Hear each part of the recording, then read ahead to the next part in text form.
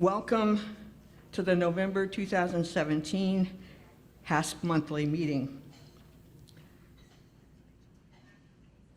Today, the first Tuesday after the first Monday in November, is an election day. If you haven't already voted, please do so. Polls are open till 8 p.m. And Max bus rides are free today. I rode the Max bus to arrive here this morning. For those living in Holland, you vote for the office of mayor, and that vote is a very important one. I sometimes wonder whether my vote in state and national elections will make a difference. But I believe that in local elections, my vote is especially important. Does one vote make a difference? Yes. In 1800, Thomas Jefferson was elected president by one vote in the House of Representatives after a tie in the Electoral College put the election into the hands of the outgoing House of Representatives. After voting 35 times, in which neither Jefferson nor Aaron Burr obtained a majority, the House elected Jefferson on the 36th ballot. Jefferson, one of the founding fathers of the United States and the principal author of the Declaration of Independence, thus became president. As president, Jefferson organized the Louisiana Purchase, almost doubling the country's territory. Aaron Burr, who then became vice president, is infamously remembered for having killed former Secretary of Treasury Alexander Hamilton in a gun duel in 1804. Yesterday, I was talking with HASP member Milt Newsma, who is the writer of the Inventing America series. I was talking to him about this vote, and he responded, "You know who cast the deciding vote for Jefferson, don't you?" American history is not my strong suit. I know. It was Alexander Hamilton. And if you notice the brochure on your table, Alexander Hamilton has returned. On a lighter note, a more recent example of the importance of a single vote is about a city council election in Kentucky. In 2012, in Walton, Kentucky, the race for city council seat ended with a tie when candidate Bobby McDonald didn't want to wake his wife to vote because she had worked late at a local hospital and was finishing nurses training in college. I'm quoting him, "You never think it will come down to one vote, but I'm here to tell you that it does," he said. And the winner was decided by a coin toss. So, exercise your privilege as a citizen of the United States of America. Vote, and vote today. And now Betty Bosco, who chairs our membership committee, will introduce our new HASP members and guests.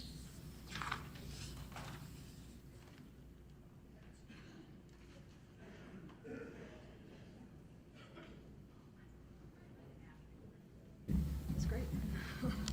Good morning. We've got 17 guests this morning. So let me begin by introducing them, and if you would just stand in place, that would be quite wonderful. Kathy Mueller. There she is. And excuse me, I forgot my glasses, so this is a stretch, okay? May I cover all of my mispronunciations with that this morning? Brian Dozeman, Pat Dozeman, Nancy Hoekstra, Norm Hoekstra, Sue Busher. You can just stay standing, okay? Thanks. Randy Busher, Jill Thompson, Jack Thompson, Carol Neisman. What was it? Neismer. Oh, well, that's got a nice ring to it. Bev Plaganoff, Sally Morris, Joseph Wasserman, great, Donna Wasserman, Bob Boscroft, There he is. Cheryl Bauman and Sherry Johnston. Let's give all of these visitors a round.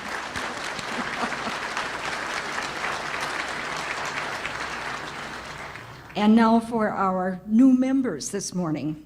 Mary Dienick, mentor Jean Williams. Mary, do you mind just coming on up here? Yeah, it's okay. Russ Dykstra, reinstated, mentor Gordon Stedgink. Deborah Ellis, mentored by Claudia Berry. Ralph Fairbanks, I think Ralph didn't make it. Close, mentored by Marilyn Schmidt. David Ford, mentored by Don Cowie. Gloria Ford, mentored by Bonnie Cowie. Linda Fulton, mentored by Jerry and Elsie Rediker. Marguerite Hahn was going to just wave or stand in place here. Norma Hook, mentored by Carla Verskure. Peter Skockel, mentored by Bob Godfrey.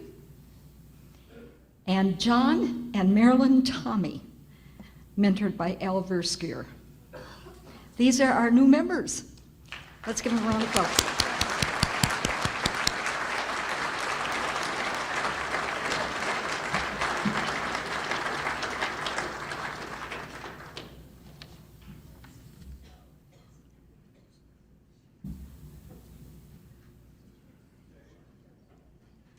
Dave Vanderwell, who chairs our monthly program committee, will introduce our speaker.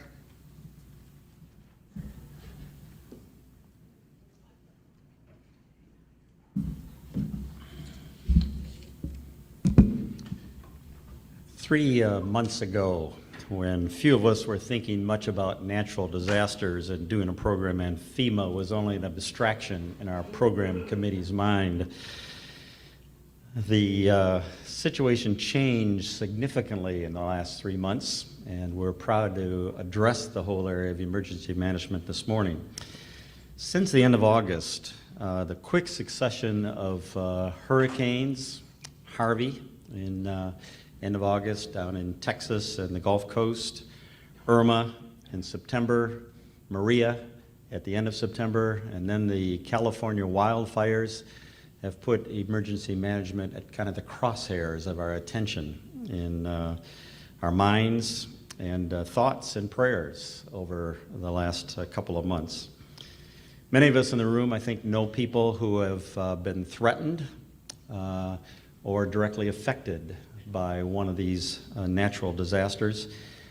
And the prospect of dealing with the damage, displacement, and death brought about by these is something that boggles our minds. How could you ever anticipate, prepare for, live through, and recover from disasters like these? It's a painful thought for us, but it's one that many that live around us deal with in these days. That's why Beth Thomas is with us this morning for her presentation, which she's entitled, "It Wasn't Raining When Noah Built the Ark." We're pleased to have Beth with us because she's the Director of Emergency Management for Ottawa County, and with her background, I'm a little concerned about what God has in store for Ottawa County. Beth worked for KLM at the time of 9/11. She tells me she was in their operations center and about ready to go home when the first plane hit the World Trade Center and was called back into work and spent the next week trying to decide how you manage the thousands of planes, the tens of thousands of people who are stranded during these times. She's been on the scene for fires, earthquakes, other natural disasters, and has had the privilege of working with the American Red Cross as well as on these emergency management organizations. She's well qualified to present. She's been named the Emergency Management Coordinator of the Year and by the Michigan Emergency Management Association, and Professional Emergency Manager of the Year this past year from the state of Michigan. So we're pleased to have Beth with us this morning. So Beth, welcome, and glad to have you at HASP.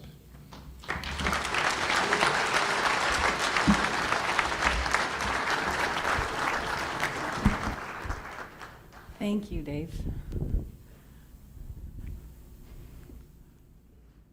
Wow, what a journey when I hear it like that. And how much I've been blessed, and how excited I am to be here with you today. I'm excited that you're interested in the subject, and I'm excited that I hope you will walk out of here today with some tools in your tool belt, so to speak, to protect yourselves and your family. And I'm just going to get going because Dave actually helped me out with my first 2 slides, so I could have just let you take over. Okay, so as David mentioned, since we spoke for the first time on the phone, he said to me, Hurricane Harvey had just hit, and he said, I'm sure it would be great if you would make reference to that in your presentation. Well, then Irma came barreling through, and I actually have a son in Miami, so that was a little interesting. I kind of got to see things from the opposite end of the spectrum because he was preparing. If there's any kid that's prepared, trust me, it's my son. And then we had Hurricane Maria, the California wildfires, and Las Vegas shooting, and the terrorist attack at New York City. So emergency management is kind of said in one breath with Homeland Security now.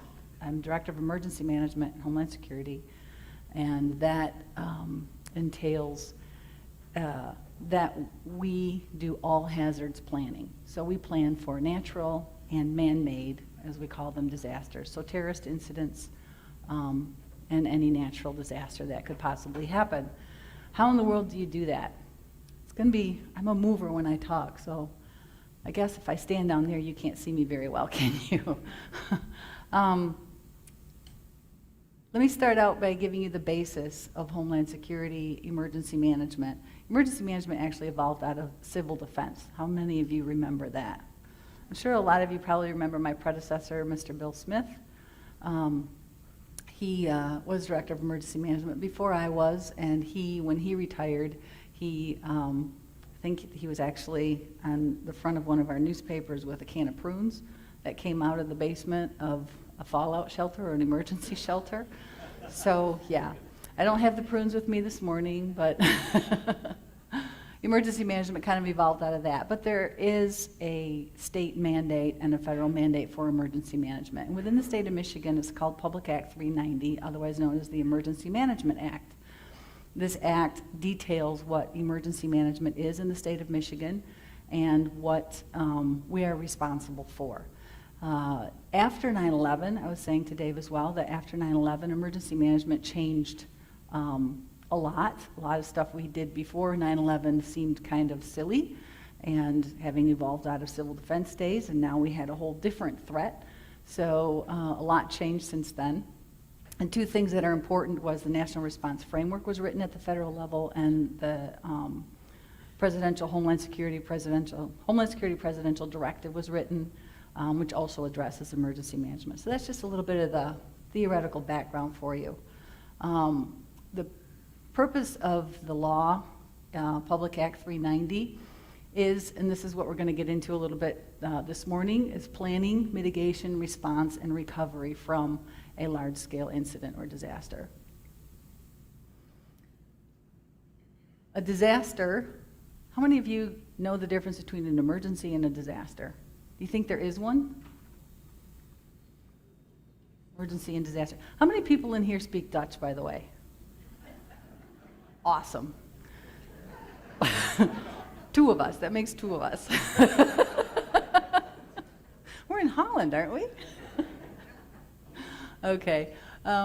Emergency and disasters are different in the law, in that an emergency, you'll often hear on the news that the governor has declared a state of disaster, or the president has declared a state of disaster, or the governor has declared a state of emergency.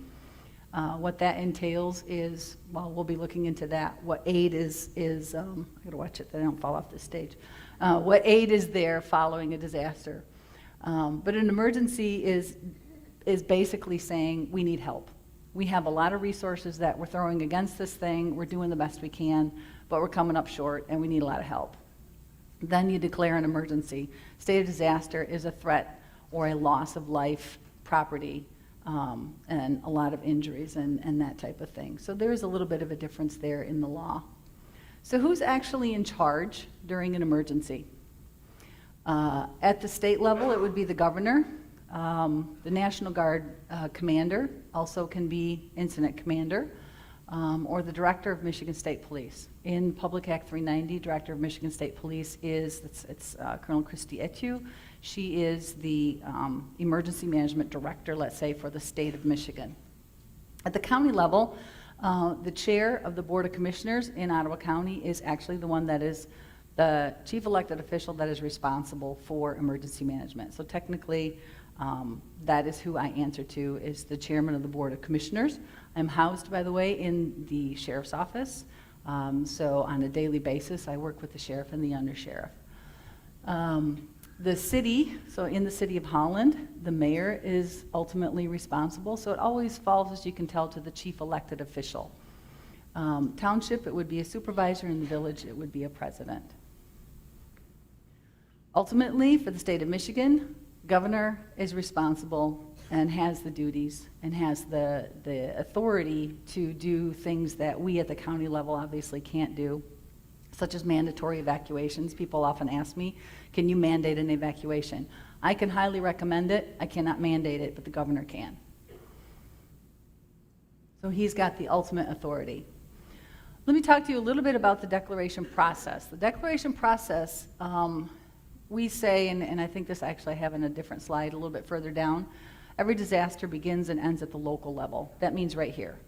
So within Ottawa County, we have several jurisdictions that have their own appointed emergency management professional or emergency manager. Oftentimes it's the fire chief as well, who would be the first on scene, who would be organizing things, etc. So if, for example, in the city of Holland, there was an emergency or a larger scale disaster, the city of Holland would be the first to respond to that, right? Your police, your fire, your Holland Hospital, they would be responding to that emergency or disaster. Makes sense, right? If within the city of Holland that is not enough and they need assistance from outside, they would ask the county for assistance. The mayor could declare a state of emergency. Really all that is doing is telling me as the county emergency manager, this is bigger than the both of us, I need help. We're in dire straits here. We can help with that. If the county declares a state of emergency or a state of disaster, that is a message that we're sending on up to the governor's office saying, we're in big hurting here, we need help, and we need assistance from the state. If the governor grants a state of emergency or grants a disaster, because it has to be granted, we request it, has to be granted. Our request is signed by the Board of Commissioners, goes to the governor's office through MSP, Michigan State Police, and when granted, it opens up resources that we otherwise do not have available to us, such as the National Guard. So I can't deploy the National Guard, the governor does that, okay? If with all of that help, all of our mutual aid compacts, the National Guard, everything that we have in Michigan, if it gets really, really big or it starts really, really big and we have a problem, we can request a presidential disaster.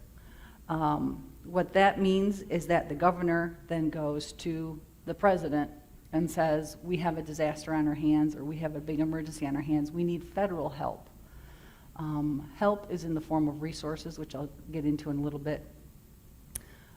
If that federal disaster is granted, then it opens up all of the floodgates for all of the help that's possible in the United States. An example of that is, for example, Hurricane Harvey, etc. That's when FEMA steps in, they come and help us out, that type of thing. So that's kind of the declaration process. And as we go further, I will explain to you why this is important. Elements of a declaration. Yeah, I like this. Finding the state of emergency or disaster, actual or threatened. What I found very interesting was when the hurricanes were barreling in on Florida, their governor declared a state of emergency right away, even before it made landfall, which I had not seen before. Generally speaking, that comes afterwards, or it comes immediately afterwards. But he did it already beforehand, which was really cool because that gave them the possibility to get that ball rolling and to get that presidential declaration set up so that they could get aid in right away. If we do get a state of emergency declared, it doesn't exceed 28 days. If our disaster goes past 28 days, then I need to re-request that. So then I would step up to the board chair again and have him sign the document and have that go back to the governor, say we need an extension. And that does happen every now and then. What's the purpose of a declaration? As I said, it opens up resources that we need to maintain and to make better what happens to us. It's intended as a supplement, and it's intended for uninsured losses. When I talk about damage assessment, I will get into that bit. The focus is to restore services necessary for life. So we look at schools, we look at critical infrastructure, we look at transportation. Are there roads closed, roads blocked? Are the schools able to function? If all the schools can't function, we have a problem because then the parents can't go to work. And that is considered a piece of infrastructure, as well as things like electrical companies and our water supply, et cetera, et cetera. So looking at that critical infrastructure is important, and that is what we try to restore firstly, and then we go on from there.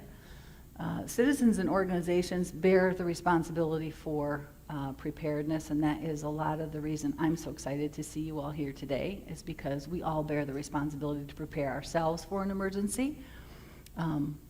Insurance is a big one. When we do damage assessment, for example, we need to differentiate between insured damage and uninsured damage. Okay, so how do we do this? And what do we do during blue sky? We talk about gray sky, blue sky. All right, gray sky being when there is an emergency, blue sky being today. We do a lot during, I have a team of 2.5 people. So with the 4 of us, there's 3.5 FTEs, we do all of this every day. And we work hard and we work a lot. We look at the different phases of emergency management, and we're usually working in all of them a little bit at the same time. Preparedness is what we really are champions in. Part of today is part of emergency preparedness, and that is educating citizens on how to be prepared for an emergency. Obviously, emergency response, which I'll get into as well this morning. Recovery, so looking further down the line than the initial response where police, fire, and EMS are on scene, but looking into the weeks and months, and in large-scale disasters, sometimes years ensuing. And then hazard mitigation being how can we prevent this from happening, or at least how can we minimize the loss of life, property, etc., if it were to happen. So we spend our time in those 4 areas. And it's a continuing cycle. As you can imagine, let's take an emergency. Let's say we have a tornado here. We've prepared for it. We've done what we can. We've written our plans. We've got people educated and trained. It happens. We respond to the tornado for obvious reasons. And then we go into the recovery phase and we try to recover from the tornado. And after that, we take a look at mitigation and say, okay, what happened during this event that we did not foresee, that we could probably do something about, so that it doesn't happen. Well, it could happen again, obviously a tornado, but so that it minimizes the loss that we suffered this time in this particular disaster. So there is a cycle, but we kind of are in all of them at the same time, except maybe a response. What is hazard mitigation? Well, I talked about that. I like this quote too, can't solve our problems with the same thinking we had when we created them, which is true. So, excuse me, why should we have a mitigation plan? And we do. We have for the County of Ottawa, we have the Ottawa County Hazard Mitigation Plan. It is up on our website, and I'll put that at the end of the presentation. That's www.mymiformichiganottawa.org. If you look under the Sheriff's Office and you find emergency management, we have our entire hazard mitigation plan is up on that website. It is a public document. You can look at it. It has all kinds of things listed for all of our jurisdictions in the county, saying this is what we consider to be a threat or a risk to our jurisdiction, and this is what we would like to do about it. And so that is hazard mitigation. I am legally mandated to update that hazard mitigation plan every 5 years. We just went through an update this year. It was just approved by FEMA. That does go all the way to FEMA. It does get approved by FEMA. Sometimes they'll come back with some comments. And it's approved, and then we start our 5-year cycle of trying to work on some of those projects. Some of them get funded by grants. Some of them we have to find our own funding for. We try to get through those projects and then give an update in 5 years. So it's kind of an ongoing process. Not only, the main theme is to reduce the risk of disaster or losses, but if you have the hazard mitigation plan, it is written and approved by FEMA. It also makes us eligible for hazard mitigation funding. So again, to help fund some of those projects that we've identified. How do we do this? Like I said, that basically just shows you what we do. We look at the risks, we look at the hazards. The hazards, we identify them. What do we have as hazards in Ottawa County? How big is the risk that this hazard will happen? So a tornado or a flood, for example, is probably a little bit bigger of a risk than having a train derailment or something like that. We look at the different hazards. I think we have identified 21 hazards within Ottawa County specifically, and then we break those down and look at that. The plan, by the way, when I started, it was this thick. I kid you not. We've gotten it down to that, so I'm a keep it simple type person, so we've boiled it down to the basics, but it's all there. Some hazard mitigation examples, acquisition of homes following flooding, for example, elevation of utilities and homes, as you can see in this picture. Changing some building codes is a possibility, and also public education, again, is a very big one. So, isn't this pretty? This is our beloved Grand River in Ottawa County that was taken from Grand Haven. I took it myself. Does anybody see anything remotely hazardous in this picture? Ice jam. Awesome. We've got some really good people in the audience today. Thank you. This is an ice jam on the Grand River. What does that do? It dams up the river, and it makes the water upriver back up, and we get flooding. And we have areas in Ottawa County that are especially prone to that type of flooding, but that's what we do. So if you ever want to know what it was, this is what it looks like close up. What happens is, oftentimes, and I'm always on the lookout for this in the spring, we will get the snow and ice melting from the winter, obviously, and this goes all the way upriver. I mean, this is all the way Ionia County and beyond. And the river generally freezes over, so when it warms up, it starts breaking up. But what also happens a lot in spring, April, right? So, and this even, I've even had these in January, but when we have a warm up. But if we get a lot of rain combined with that melting ice, then the ice starts to break up and flow downriver. And being that we're the last stop before Lake Michigan, I keep telling my counterpart in Kent County, don't keep sending me your stuff. Keep it upriver, please. Until it's all melted, then we'll take it. But he's not listening. So we get these we get them frequently, let me put it that way. I think it was last year we even had an ice jam somewhere on the river, and I didn't even know where it was because it wasn't at my typical spot where I get an ice jam. So that is one of the hazards in Ottawa County that happens on a fairly frequent basis. I have this because this is what we hope we're championing in, is preparedness. This is what we want to do, this is what we want to be before any hassle, any hazard affects us. So I love this Dwight Eisenhower quote, "Plans are worthless, but planning is everything." I use this a lot because we write plans. We have plans in books on shelves. When the disaster hits, do you think we're referring to that book? Not so much. We're responding, right? Even in the Emergency Operations Center, we're responding. We're not getting our books out and reading about how to do it. I have an emergency plan that the EOC, our Emergency Operations Center, works from. I'll explain that to you in a minute. All right, so preparedness cycle has its own cycle in itself.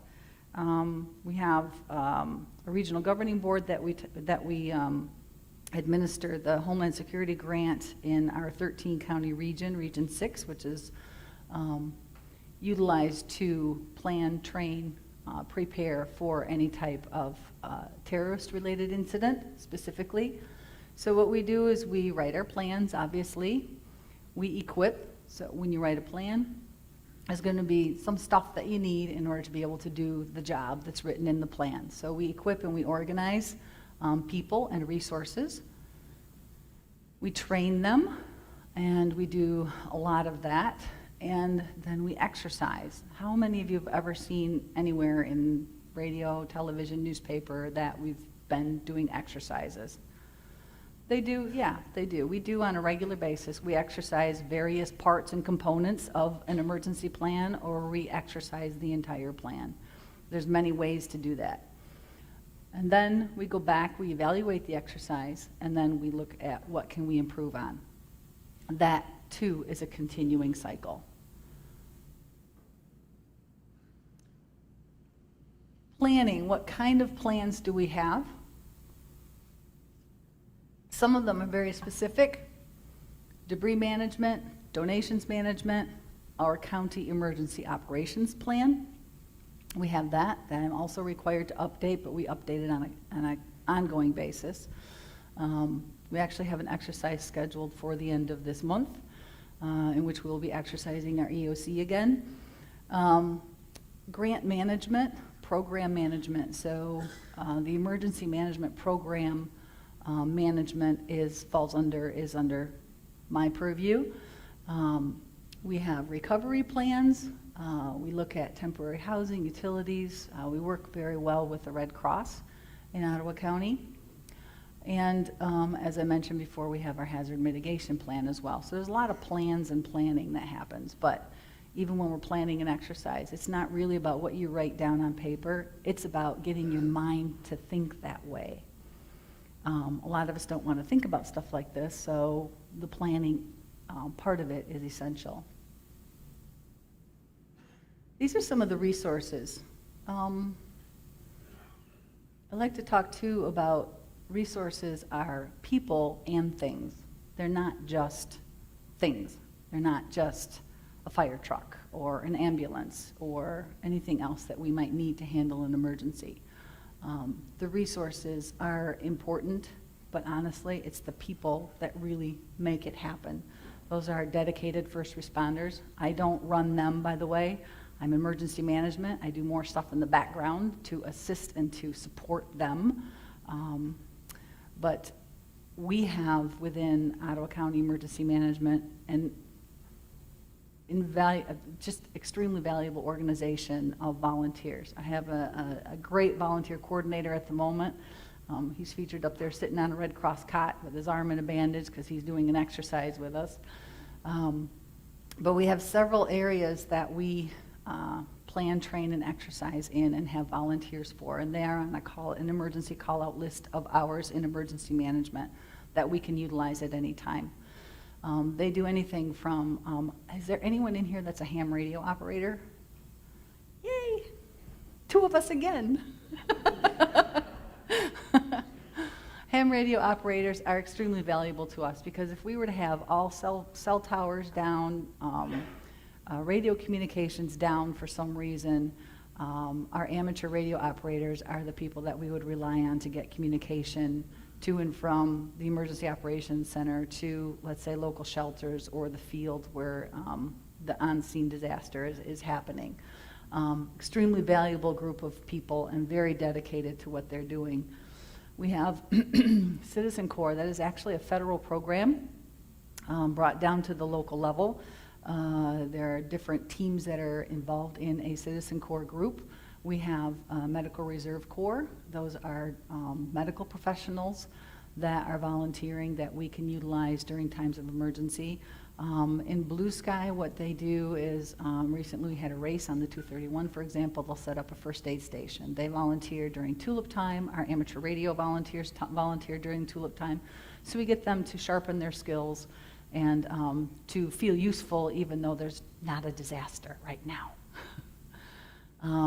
Damage assessment, they're extremely valuable people. They do windshield damage assessment for us. I'll get into that in a little bit.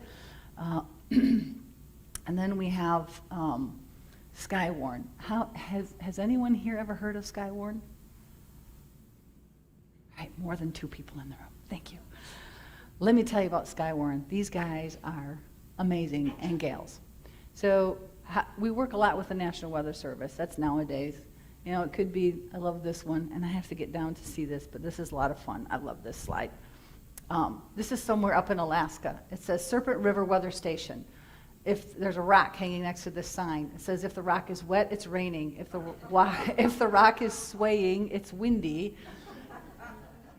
If the rock is hot, it's sunny. If the rock is cool, it's overcast.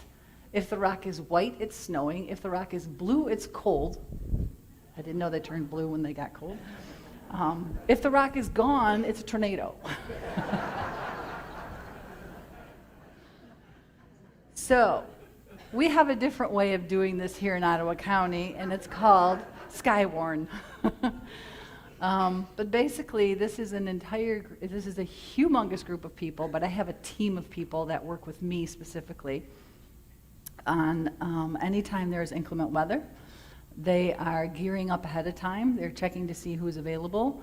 They are watching the radar. They work with the National Weather Service as well. They're monitoring the weather situation to alert me as to when inclement weather is here, because typically I would be the one to push the button for the tornado sirens, that or central dispatch if I'm not in my office, but we will respond to any thunderstorm, tornado, especially threats of high winds. We will respond to the office. I'm sorry, I'm just thinking, last time I went into the office was, I think it was the July windstorm that we had. We had a really bad windstorm. I was on my way into the office. It was, I think, 3:30 in the morning, and I ran into a tree that was down over the road. So yeah, even that can happen. But we do go into the office, we respond, we're there in case we need to open the EOC, in case we need to sound the tornado sirens, in case we need to do anything. This group of people are extremely dedicated individuals that will be up all night watching a storm, because the scariest thing for us is having a tornado in the middle of the night, because you can't see it.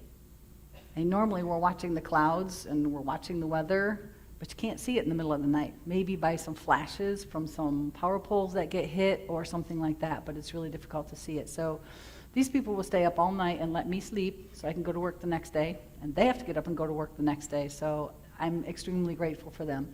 Once a year, generally in February or March, beginning of March, we organize together with Kent County and the National Weather Service what we call a Skywarn training. I would recommend you go to this training. We'll have it publicized in the newspapers, etc. It's extremely valuable training because it teaches you which clouds look ominous but are not, and which clouds maybe don't look so dangerous but they really are, and this is an indication that you should get inside and take shelter, even before we tell you to. It's great training. I know my oldest son went to it several years back and became a lifeguard after that when he was a senior in high school, and he was actually able to tell a recreational park that they needed to shut down their pools and they needed to have resident shelter in place at that time because there was inclement weather coming, because he knew how to read the sky. So it's very valuable training, Skywarn. I always have to give those guys a plug because they're amazing. What can you do to prepare for an emergency? We talk a lot about an emergency supply kit.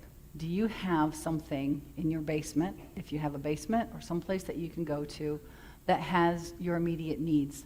And I mean water, enough to drink for probably, and they say a liter per person per day for 3 days, because it might be a while before first responders can get to some families. And I know if you're in a community or a retirement community, they have their own emergency plans.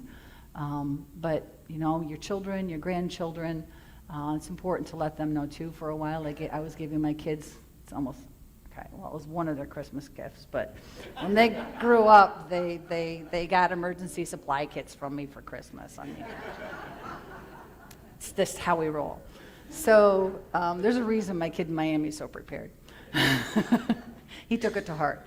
So an emergency supply kit, having a radio with you, a battery-operated radio, so that you know what's going on and you know when it's all safe and it's clear to come out of your basement or your shelter.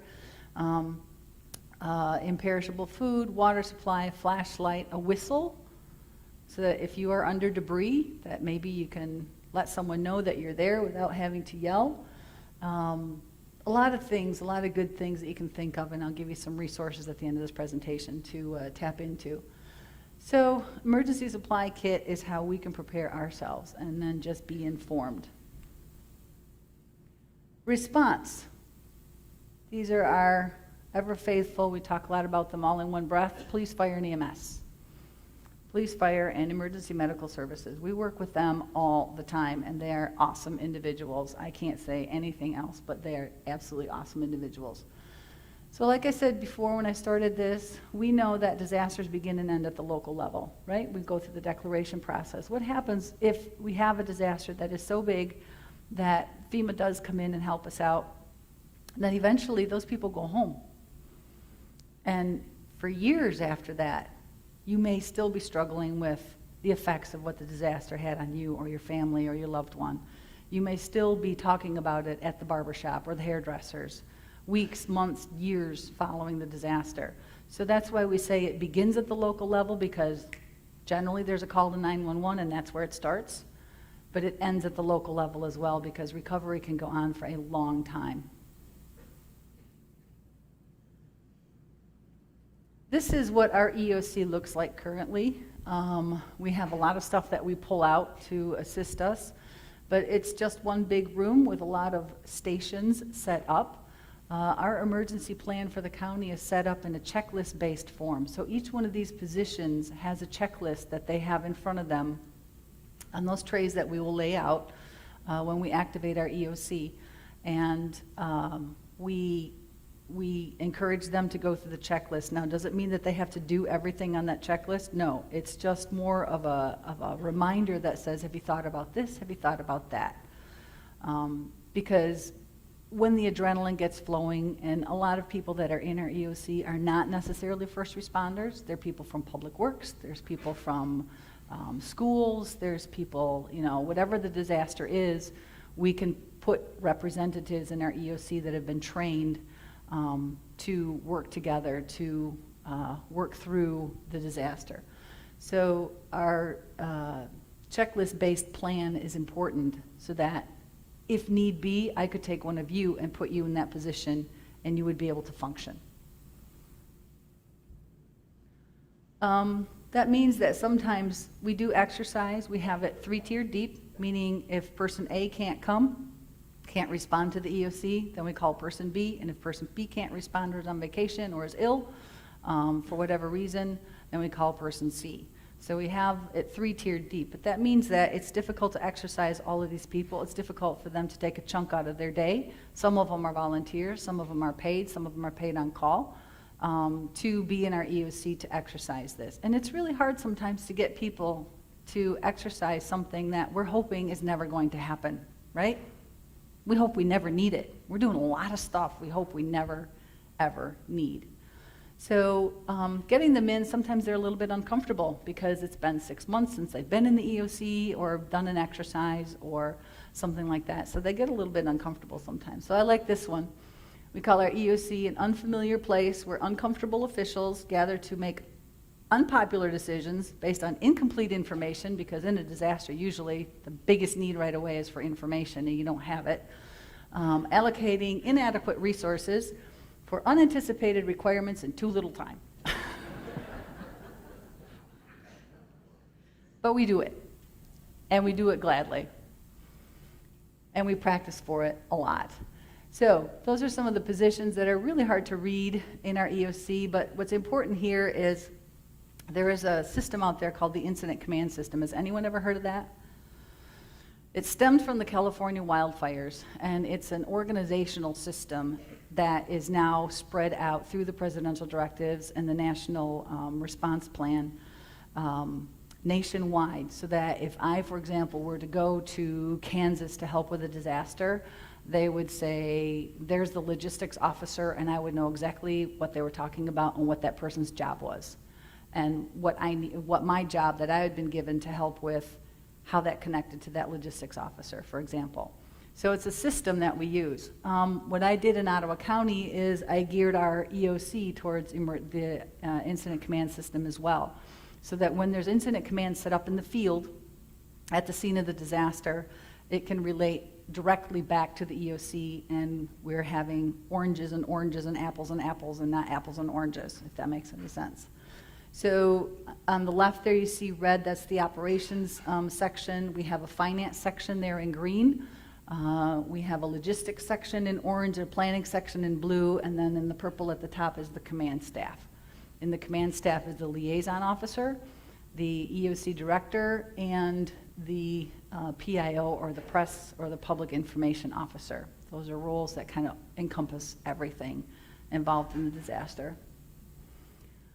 Windshield damage assessment, I'm gonna have to really go through this because I don't have much time left. Windshield damage assessment, that acts that as soon as something starts to happen, or even as soon as we have inclement weather that, for example, is going to threaten Ottawa County, Michigan State Police Emergency Management and Homeland Security Division is already calling me and saying, are you set up? Are you okay? Are you doing anything? What are you doing? Give me the situation. It's like the rainstorm hasn't even started raining. Okay. That's a good thing. But if something does happen, what they want right away is what they used to call a flash report, they now call it a situation report. They want to know across the state, because the governor wants to know what's happening in the state of Michigan. How many of counties are affected? How many jurisdictions and communities are affected by this? So we go out and we do what we call windshield damage assessment. That's our volunteer team that's trained especially to do that. They go out, and it really answers the question for us, how bad is it out there? And where are the greatest needs, and what type of needs are they? So we can get to you and get responders to you as quickly as possible. That's really the important part of windshield damage assessment.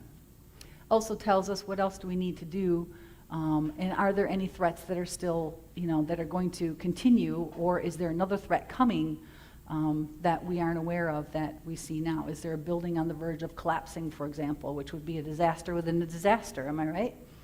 So that answers all of those questions. Damage assessment, we do it when we get back to the EOC. We have our information, and it's ongoing for the next few days, because what happens, and we had this in 2013 flooding, who remembers that? We had a lot of flooding in 2013. We had an ice jam, it melted, and we had a lot of flooding, a lot of rain. We did receive a presidential disaster declaration for that year. And with that, we had FEMA coming in, actually. Yeah, this is actually, I took this picture. This is doing damage assessment at one of our county parks. And the PIO from FEMA standing there with his back to the camera. But we do qualitative and quantitative damage assessment. So we look at how much damage is done, what is the value of that damage. So I'll go through and do a windshield damage assessment with my volunteers. The state will come in and probably go through again and do a damage assessment with me. And then if we get presidentially declared, FEMA will come in and do another damage assessment and look at it. To look at how do we restore things, how do we get things back.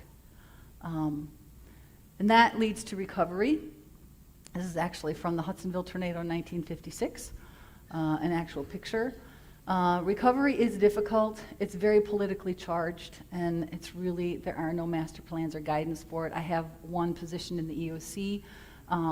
readily available to start planning for recovery while we're still in the middle of the disaster, because it's going to be very specific to that disaster and to that community, right? Any type of recovery planning. Debris management, if we get state declared, National Guard can help out a lot with that, as you can see. Otherwise, it's up to us, working with Public Works, etc. And that can go anywhere from flooded basements and tearing up carpeting and drywall and putting it out on the curb to what you see here in these pictures, and really going at debris management. How does this all fit together, and how do we do all of this? Local recovery rules do exist. At the local level, we're getting ready for state coming in and federal government coming in to help us. They don't come in and take over. It's not like FEMA comes and I can go, "Phew, I'm done." Okay.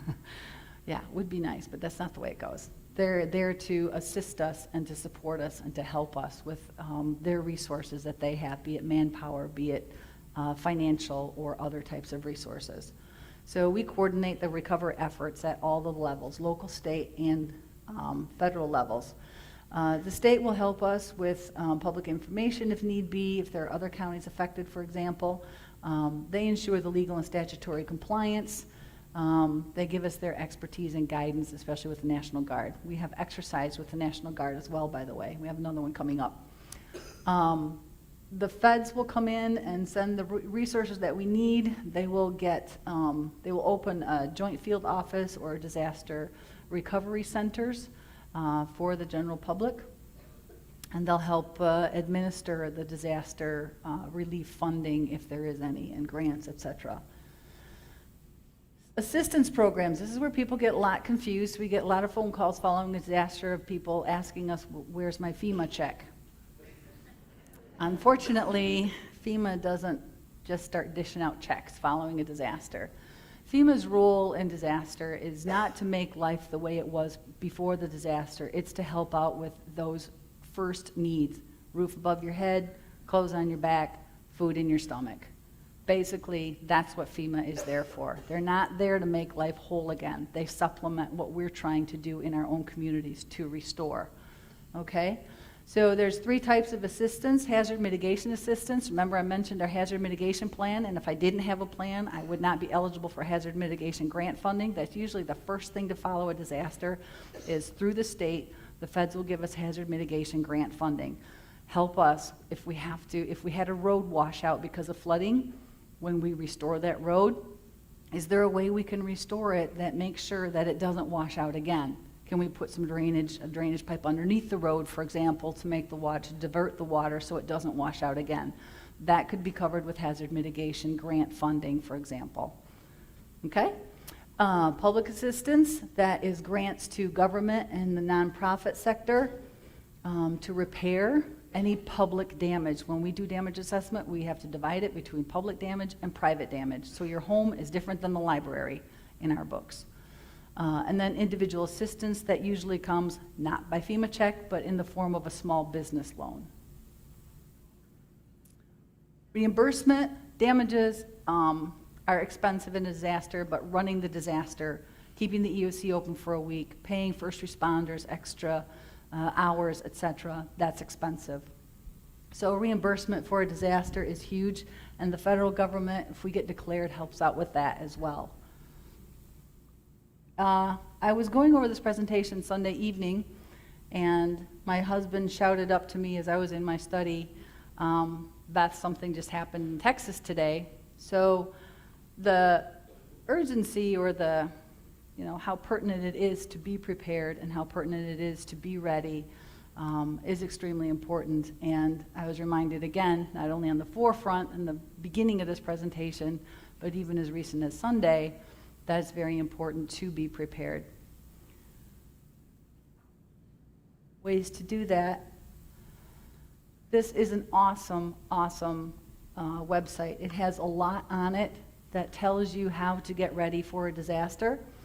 You can click on these links, and they will tell you exactly what the best thing to do is to survive if that happens, how to prepare for it, and to get ready for it. It has a very extensive list and extensive information under all of these hazards listed. It's called ready.gov. Very, very great website.